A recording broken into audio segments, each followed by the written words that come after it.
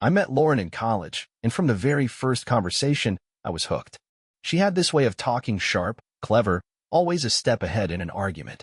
It wasn't just confidence. It was like she already knew how the conversation would end before it even started. We spent hours debating everything from politics to whether pineapple belonged on pizza. She said no, I said yes, and we never reached a truce. We got married a couple of years after she graduated. I worked in IT, stable and predictable, while she chased her dream of being an artist. Our life together was exciting. Weekend trips, late-night bar hopping, waking up in random cities just because we could. Before we got serious, she told me she didn't really like kids. I remember that moment so clearly. We were lying on the hood of my car, looking at the stars. She let out this little sigh and said, "I just don't think I have that, Mom Jane. You know? Babies are cute, but kids, they're loud, needy. I don't think I'd be good at it." I didn't care much at the time. I wasn't one of those guys who had his whole future mapped out with a white picket fence and 2 kids in the backyard. I figured if we ever changed our minds, we'd deal with it then. We changed our minds. 6 years ago, her birth control failed. She was devastated. Booked an abortion the same day she found out. I told her I'd support whatever choice she made. No pressure, no judgment. She went through all the steps, consultations, tests, the whole process. Then, the night before her appointment, she backed out. "I can't do it," she whispered to me in bed, clutching my arm. "I don't know why, but I can't." So we had Emma. And for a while, it was good. Lauren was all in. She decorated the nursery herself and painted little murals on the walls. She read every parenting book she could find and spent hours researching organic baby food. When Emma was born, she cried harder than I'd ever seen. Then, a couple of years later, she was the one who suggested having another. "I think Emma should have a sibling," she said one evening, twirling a paintbrush between her fingers. "I don't want her to be lonely." I asked if she was sure. She smiled, kissed me, and said, "Yeah, let's do it." So we did. Lily was born, and for a long time, I thought we had the perfect little family. But now I knew I'd been wrong. Lauren had been acting off for months. At first, it was small things, forgetting to pack Emma's lunch, leaving Lily's preschool forms unsigned. Then it got worse. When I was home, she barely looked at them. If they asked her for anything, she waved them away. "Go ask Daddy." It wasn't exhaustion. It wasn't stress. It was avoidance. One night, Emma fell in the backyard and scraped her knee. She ran inside, crying, looking for comfort. Lauren barely glanced up from her phone. "Go wash it off," she muttered. I came home an hour later and found Emma still sniffling, a crumpled tissue pressed to her knee. "Did Mommy help you?" I asked, gently wiping her face. She shook her head. She was busy. That night, I confronted Lauren. She just shrugged. "Jake, you're overreacting." I wasn't. And last night proved it. After the kids were asleep, she sat across from me at the kitchen table, a glass of wine in hand. At first, it was nice. We talked about the past, laughed about old memories, our trip to Paris, the time we almost got kicked out of a hotel in Vegas. Then she sighed. "I miss that." I frowned. "Miss what?" "Before," she said, staring into her wine glass. "Before the girls. When it was just us." A tightness formed in my chest. "Lauren, if you're feeling overwhelmed, we can—" She cut me off. "I regret having them, Jake." The words sucked the air from the room. I stared at her. "What?" She let out a small laugh, shaking her head. "I know. I sound like a monster, right? But I don't love them." My skin went cold. "That's not true," I said, my voice barely a whisper. "You do love them, Lauren. You." She shook her head, taking another sip of wine. "I tried. I really did. But I feel nothing." Then she took a deep breath and said something even worse. "I've been looking into adoption agencies." The floor tilted under me. She kept talking, words spilling out too fast for me to process. "I already spoke to one. There's this couple, they can't have kids, and they seem so nice. I think they'd be good parents. We could go back to how things were." She reached for my hand. I pulled away. "What the fuck are you saying?" My voice was shaking. She blinked, surprised at my reaction. "Jake, think about it. We could be us again. No stress. No obligations. Just freedom." She smiled, like this was a good thing. Like she thought I'd agree. I stood up so fast my chair nearly tipped over. My hands were trembling. I didn't say a word. I just walked down the hall to my daughter's room. I packed their bags in silence. Grabbed their favorite stuffed animals, their pajamas, their toothbrushes. Emma stirred when I picked her up, blinking sleepily. Daddy? Shoo, baby, I whispered, pressing a kiss to her forehead. We're going on a little trip. Lily whimpered in my arms but didn't wake. By the time I carried them to the car, my whole body was shaking. I expected Lauren to stop me, to demand an explanation, to fight for them. She didn't. She just stood in the doorway, arms crossed, watching as I took our daughters and drove away. I didn't check my phone until I was parked in my mother's driveway. The screen was flooded with missed calls and unread messages, all from Lauren. I didn't read them. Not yet. Instead, I sat there for a moment, gripping the steering wheel so tightly my knuckles turned white. Emma was asleep in the back seat, her little hands curled around the stuffed bunny she refused to sleep without. Lily stirred, letting out a soft whimper, but she didn't wake. I turned to look at them, at my daughters, my whole world, and the realization hit me like a freight train. I had just taken my kids and left my wife. My mother opened the door before I even knocked. Jake. Her voice was thick with concern. What's wrong? I swallowed hard, forcing down the lump in my throat. Can we stay here for a while? Her expression softened immediately. Of course. Come in. She didn't ask questions. Not yet. She just helped me carry the girls inside, tucked them into the guest bed, and then made me sit at the kitchen table. The kitchen smelled like coffee and vanilla. The same smell I grew up with. The same smell I had taken for granted as a kid, never realizing that one day I'd be sitting here as a grown man, trying to figure out how the fuck my life had just fallen apart. Mom set a cup of coffee in front of me, then sat across from me with that look, the one moms have when they already know something is wrong but are waiting for you to say it out loud. Tell me what happened. So, I did. By the time I finished, her face had gone pale. She said she doesn't love them? Mom's voice was barely above a whisper, like saying the words too loudly might make them more real. I nodded. My throat was too tight to speak. Mom sat back in her chair, exhaling slowly. Then, with an eerie calm, she said, Jake, you can't go back to her. I know. She studied me for a long moment. Then, more gently, she asked, what are you going to do? I stared down at my hands, at the tiny scratches on my knuckles from gripping the suitcase zippers too hard. I don't know. Because I really didn't. All I knew was that I had no intention of letting Lauren anywhere near Emma and Lily again. But I also knew I couldn't do this alone. I worked too much. My job required travel. I had built my life around the assumption that I had a partner, someone to share the weight of parenting with. Now, I was staring down the reality of single fatherhood, and it was fucking terrifying. Mom reached across the table and squeezed my hand. Whatever you decide, I'll help. I nodded, blinking hard. Then, reluctantly, I picked up my phone. 23 missed calls. 14 unread messages. I scrolled through them, my stomach twisting with every word. Lauren, where did you go? Lauren, Jake, answer me. Lauren, are you fucking kidding me? Lauren, you took them? Seriously? Lauren, come home right now. Lauren, fine. You want to play this game? Go ahead. But you know this is insane, right? Lauren, they'd be better off with a family that actually wants them. Lauren, call me. I locked my phone and set it face down on the table. Mom's eyes darkened. She really said that? Yeah. She shook her head, disgust flashing across her face. I don't understand her. I really don't. I let out a slow breath.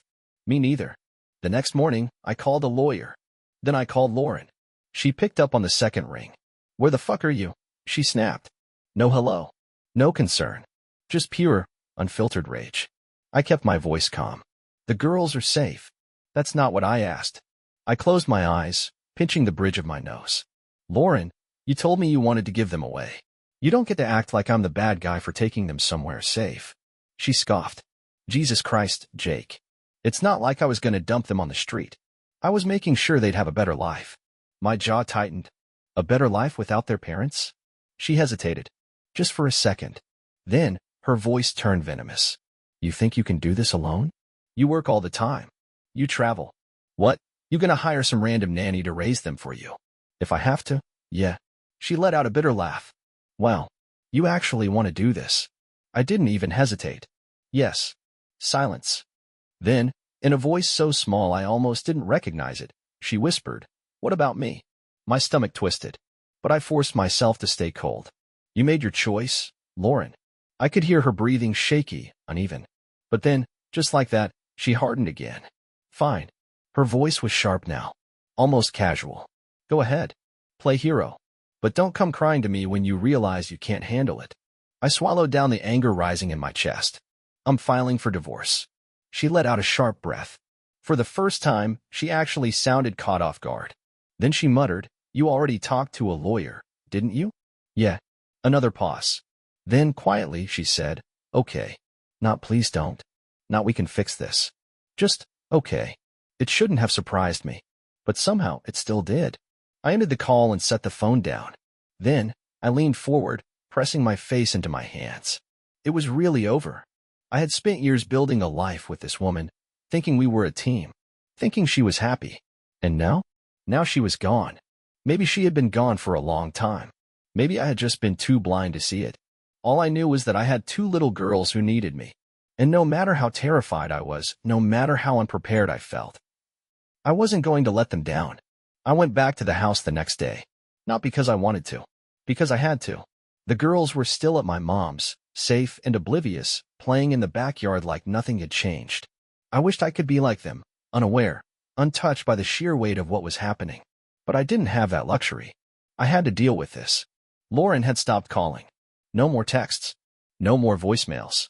That worried me more than the rage-filled messages. I pulled into the driveway and just sat there. The house looked the same as always, quiet, still.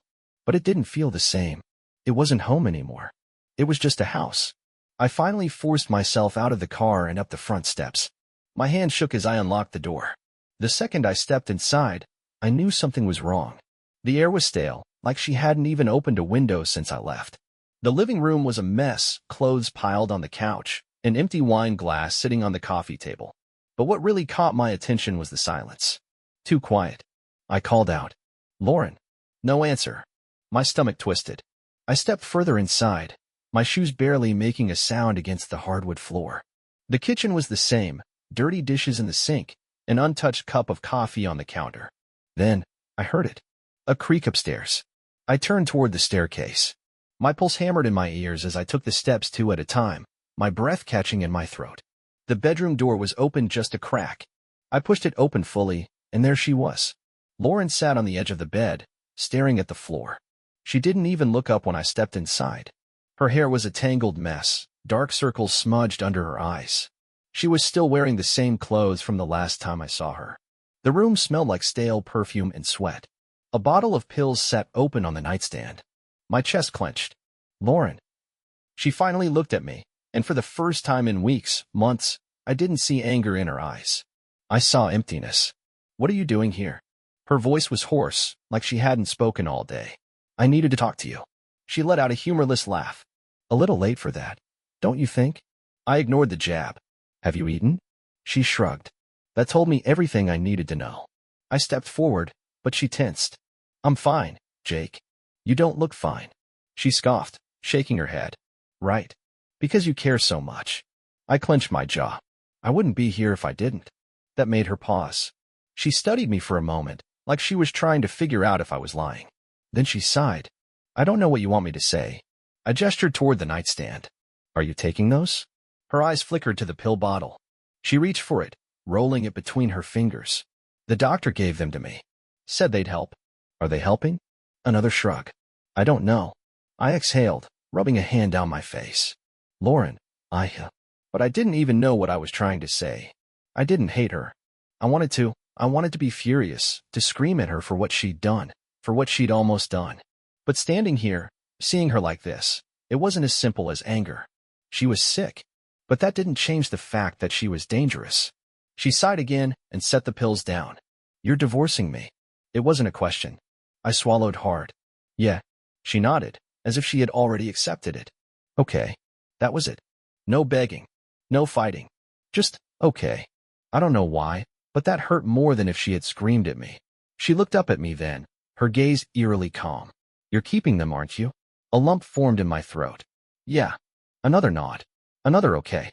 She turned away, staring at the wall like I wasn't even there anymore. Like I was already gone. I should have left. I should have turned around and walked out that door. But I didn't.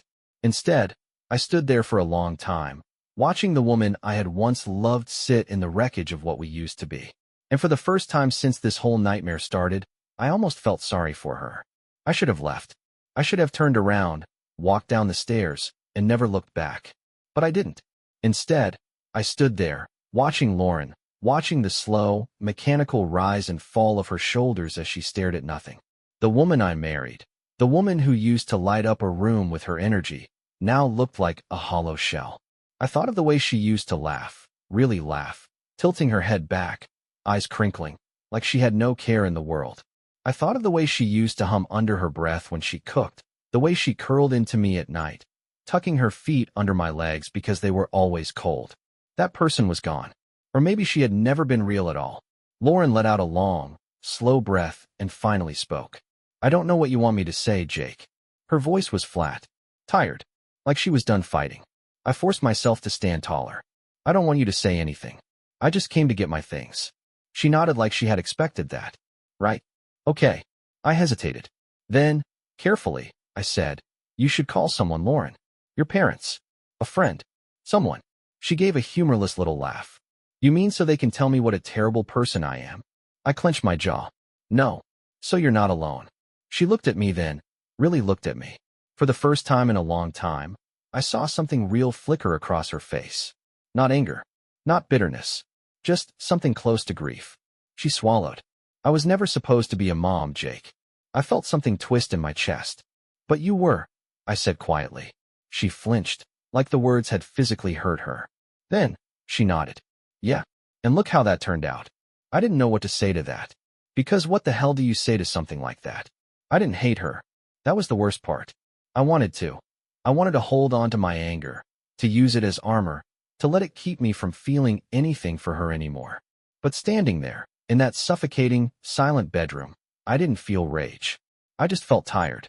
I let out a slow breath. I'll be back tomorrow to pick up the rest of my stuff. Lauren nodded, gaze dropping to the floor. Okay. I turned and walked to the door. Then, just as I was stepping into the hallway, she said, Jake? I stopped. For a second, she didn't say anything. Then, barely above a whisper, she asked, do they ask about me? I closed my eyes. Yeah, I admitted. They do. A long silence. Then, her voice, so soft I almost didn't hear it. What do you tell them? I opened my mouth, closed it again. Finally, I said, I tell them you had to go away for a little while. That you're not feeling well. Another pause. Then, a bitter little chuckle. So you lied. I turned my head just enough to look at her. Would you rather I tell them the truth? She didn't answer. Because we both knew the truth would destroy them. I walked out. And this time, I didn't look back. Lauren never reached out after that. Not once. No calls. No texts. No attempts to see the girls. It was like she had just erased herself from our lives. I told myself that was a good thing. That it was easier this way. But some nights, when the house was quiet and the girls were asleep, I'd catch myself staring at my phone, half expecting her name to pop up. It never did. The divorce was fast. Clean. Lauren didn't fight it. She didn't ask for visitation, didn't demand shared custody. When my lawyer told me, I sat there gripping the edge of his desk, feeling like someone had just punched me in the ribs. She doesn't even want to see them? I asked, even though I already knew the answer. He shook his head. She made it clear she wants a full break. A full break. From her own children. I thanked him, signed the last of the papers, and walked out of his office in a daze. I drove around for a while after that. Just aimlessly. Letting the weight of everything settle. I should have felt relieved. I should have felt free. Instead, I just felt empty. It didn't matter. I had my daughters. That was the only thing that did. I cut back on work. Took a lower responsibility role so I wouldn't have to travel. Found a Livian nanny, Maya, who was a godsend. She was patient, kind, and within a week, Emma and Lily adored her. The girls adjusted faster than I did. At first, they asked about Lauren constantly. When is Mommy coming home? Can we call Mommy? Each time, I told them the same thing. Mommy had to go away for a while. I could see the confusion in Emma's eyes, the way she tried to understand something her little brain wasn't ready to process. But eventually, the question slowed. Then, one night, they just stopped. That should have made me feel better. It didn't. Months passed. We found our rhythm. Weekends at the park. Movie nights on the couch. Family therapy sessions that I wasn't sure were helping but at least gave me a blueprint for what the hell I was supposed to say when my daughters eventually asked why their mother abandoned them. I stopped waiting for Lauren to come back. Then, one evening, I got a letter. No return address. Just my name, written in familiar handwriting. My hands were shaking as I opened it. Inside was a single note. 2 sentences. I sometimes miss them, but I miss you more. I stared at the paper for a long time. Then, without thinking, I reached for my phone. I found her contact. My thumb hovered over the call button. And then, I stopped. Because what would I even say? What could she say that would ever fix this? I set the letter down, walked to the fireplace, and threw it in. I watched the edges curl, blacken, turn to ash. Then I turned, walked down the hall, and peeked into my daughter's room. Emma was curled up, her arm wrapped around Lily, both of them breathing softly in their sleep. And for the first time in months, I felt at peace. Lauren was gone, but we were going to be okay.